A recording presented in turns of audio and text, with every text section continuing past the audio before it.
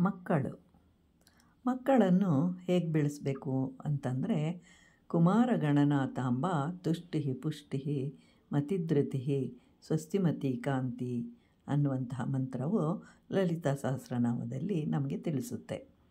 ತುಷ್ಟಿ ಅಂತಂದರೆ ತೃಪ್ತಿಯಿಂದ ಕೂಡಿರುವುದು, ಪುಷ್ಟಿ ಅಂತಂದರೆ ಬಲದಿಂದ ಕೂಡಿರುವುದು. ಯಾಕೆ ಅಂತಂದರೆ ಶರೀರಕ್ಕಿಂತಲೂ ಉತ್ತಮವಾದ ಕ್ಷೇತ್ರವಿಲ್ಲ, ಮನಸ್ಸಿಗಿಂತಲೂ ಉತ್ತಮವಾದ ತೀರ್ಥವಿಲ್ಲ, ಅಂತಃಕರಣಕ್ಕಿಂತಲೂ ಶ್ರೇಷ್ಠವಾದ ಗುರುವೂ ಇಲ್ಲ, ಜೀವನಕ್ಕಿಂತಲೂ ಉತ್ತಮವಾದ ಗ್ರಂಥವೂ ಇಲ್ಲ. ಮತಿ ಅಂತಂದರೆ ಬುದ್ಧಿಶಕ್ತಿ ಬೆಳಿಬೇಕು, ಧೃತಿ ಅಂತಂದರೆ ಧೈರ್ಯ ಇರಬೇಕು.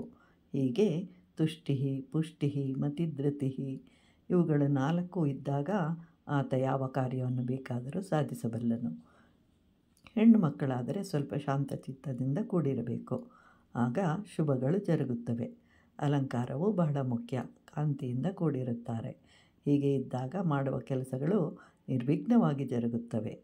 ಹೀಗೆ ತಾಯಿ ಪಾರ್ವತಿಯು ನಮಗೆ ಮಕ್ಕಳನ್ನು ಬೆಳೆಸುವ ವಿಧಾನವನ್ನು ಮಂತ್ರಗಳ ರೂಪದಲ್ಲಿ ಸಹಸ್ರನಾಮದಲ್ಲಿ ತಿಳಿಸಿದ್ದಾರೆ. ಚಿಕ್ಕವರಿರುವಾಗಲೇ ಹೇಳ್ಕೊಡ್ಬೇಕು. ಮಕ್ಕಳು 5 ವರ್ಷದವರೆಗೂ ಏನೂ ತಿಳಿದಿರುವುದಿಲ್ಲ. 9 ವರ್ಷದಿಂದ 16ರವರೆಗೆ ಕೌಮಾರ ಅಂತ ಅಂತಾರೆ. ಆಂಗ್ಲ ಭಾಷೆಯಲ್ಲಿ ಅಡೋರಸೆಂಟ್ ಏಜ್ ಅಂತ ಅಂತಾರೆ. ಆಗ ತಂದೆ ತಾಯಿಗಳು ಇನ್ನೂ ಹೆಚ್ಚಿನ ಶ್ರದ್ಧೆ ವಹಿಸಬೇಕಾಗತ್ತೆ.